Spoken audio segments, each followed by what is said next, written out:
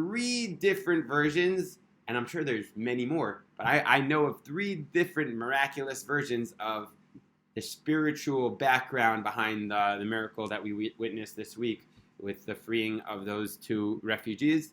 So like we said, I'm sure you guys have heard some of these stories before, but it's still worth hostages, not refugees. I'm sorry, hostage. I apologize. Chatufim, and it's worth repeating. So story number one. Why am I starting with this story? Because my wife told it to me, first of all, and then I was late to the morning class I give, and the story that she told me was in my phone. Somehow it clicked in my phone. I don't know how, in one of the WhatsApp groups, and it clicked, and I was like, oh, this is a story my wife was telling me. So as I'm running, I heard this story. So I felt like Hashem was giving me a message that I should retell this story. So there's a woman that is part of my wife's family, Mora Tziri, and she started this new project after October 7th to get many children to say Tehillim together. And every day they have thousands of children over Zoom coming together and saying Tehillim for the protection of the Jewish people. And on Sunday night in America, she had a guest speaker who would excite them, and he was singing. He was a paratrooper, and he got them singing Hamalach HaGoel and Achenu and Am Yisrael Chai, and everyone was feeling very inspired. So she told one of the boys, his name was Moshe Chaim, said, Moshe Chaim, when we say the 20th kapitel of Tehillim, Lam Natseach, Lo Berechav, Lo Basusim, not through swords, not through Naskir, and we are saved through Hashem. I want you to scream it. So Moshe Chaim screamed it, and all the children screamed the Tehillim. And she happened to look at the clock right then, and it was 6:49 Eastern Standard Time, which is 1:49 in the morning, which is exactly when the two Chatufim, losing my English, the two captives were freed.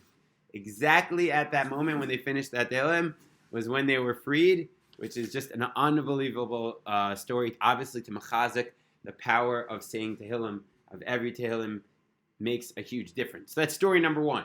Okay, with me? Story number two, which was, I've seen a lot of YouTube videos about this one.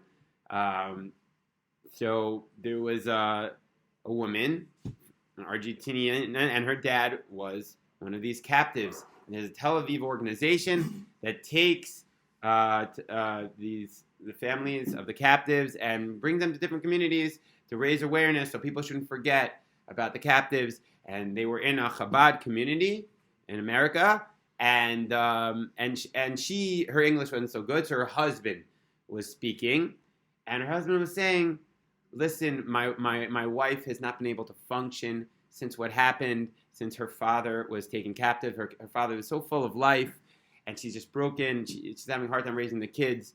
Just don't forget about our captives. And the people were so moved, and they said, what can we do to contribute? And can we give money? What do you need? And they said, no, just don't forget us. Maybe you can even daven a little bit. Yeah, and that was their only request. So then the Rebbitzin, like a good Chabadnik, had a little bit of chutzpah, and she said, when these things happen, it's a siman from HaKadosh Baruch Hu that we have to take new hachlatas upon ourselves. We have to take something new upon ourselves. So she said, is it possible you don't yet light Shabbos candles? And the woman said, no, I don't light Shabbos candles. Maybe you could take upon yourself to start lighting Shabbos candles. From now on, it'll be a zchus to protect to do something hard and daven when you're lighting the Shabbos candles that your father should go free. And she said, yes, I'm going to take that upon myself.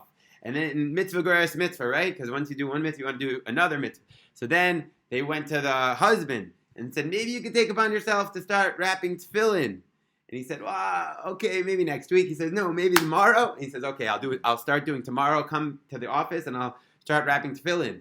Then they went to the representative who brought them from Tel Aviv and said, maybe you also start wrapping tefillin?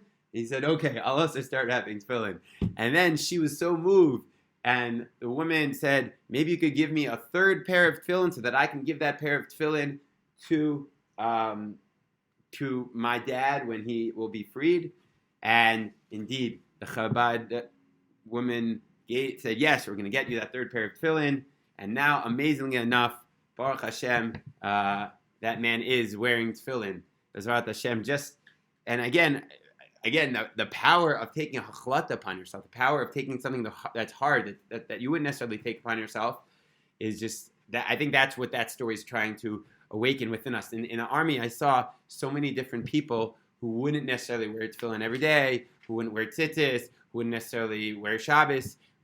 Different people who started doing it. In the Israeli army, I saw with my own eyes all these Masorati people who were being mitchazek from the whole experience. Some of them would go over to us and would ask us to help them put tefillin on them every day. So I think that was one of the lessons I derived from story number 2. And story number 3, we'll end with this, was retold by Jimmy Gimple. And it goes like this. The Argentinian president visited Israel last week. I was there at the Kotel, and he is an amazing person. He's the strongest pro-Israel president of a country since David Melech, since maybe Menachem Begin. I don't know. He's very, very proud to be pro-Israel. He actually says he's a student of the Lubavitcher Rebbe, and he said he wants to convert to Judaism after he's done being the president. He's super strong Zionist. You can do it now also. Well, you talk to him. Send him an email. But anyways, he's busy right now. He's got stuff to do. Anyways, that's the story. So he comes to Israel, and he davens at the Kotel, and he's crying. Imam Hashim crying, davening, praying for the hostages. And he is just dancing and singing. He's so sincere. And then that night, he goes to Yad Vashem, and he talks about the famous prophecy of Rabbi Akiva. And he says, just as we witnessed the negative prophecies, the wolf on Har Bayis, the Shaul, right? So we're also going to witness the positive prophecies of the Beit HaMikdash being rebuilt. And that's what he says at Yad Vashem. And then that night, 2 hostages from his country, from Argentina, happened to be freed. And to make things even crazier, and this gets back to our original topic, Torah predictions. The Gemara in Sanhedrin, Daf Tzamech Amud Bet, if you want to look inside, says, Rabbi Yochanan Amar, LeMashiach Mashmo. What's going to be the name of Mashiach? This is kind of a funny name, a funny question to ask. Obviously, this is in the realm of Agadata, of teachings with deep meaning that are a bit mysterious. The Dvei Reb Shilo Amar Shilo. Oh, his name's going to be Shiloh. Okay. And there's another opinion that says his name's going to be Yinun. And then, like Chanina. And then there's another opinion, maybe the most famous opinion, that it's going to be named Menachem. Okay? Menachem. But there's a less well-known opinion. Amrei Chivra. Okay? Chivra. Which means like white. And like Chayalenu. Aramaic. Shenemar Achen Chalyanu Naso Mechavenu Savlam. It's Aramaic. So, amazingly enough, what is the name of this Argentinian president who came and davened his hearts out at the Kotel? Javier. Javier, but the way it's pronounced, Javier, which sounds very, very similar to Chivra. I'm not saying it's exactly the same, but it's still pretty amazing that this name of someone who's going to usher in the Messianic era happens to be so similar to Javier. So I'm not saying that he's a Mashiach, don't get me wrong, but maybe it's trying to teach us that the Muna Pshuta of people like this Argentinian president, of davening and singing and praying their hearts out at the Kotel, that's the type of thing that's going to bring the Mashiach. So, anyways, to me, I just took all of these things as Hashem being mechazik our emunah. In the beginning of the war, I think everyone just felt supercharged to take things upon themselves, to say more davening and learning and mitzvahs. And now we're so many months in, after so much bad news, it can kind of be disheartening. And it's hard for us to keep up the intensity of our avodas Hashem. But I feel like this little miracle that we experienced this week was Hashem's way of waking us up again and saying, keep going. Keep pushing. I love when you were taking those little chlatas upon yourself. I'm giving you these little hugs, these little ways of pushing us to keep going stronger and stronger, Bezrat Hashem. Okay, so all of that was kind of a side point, but I couldn't not mention it because I think it was so special. And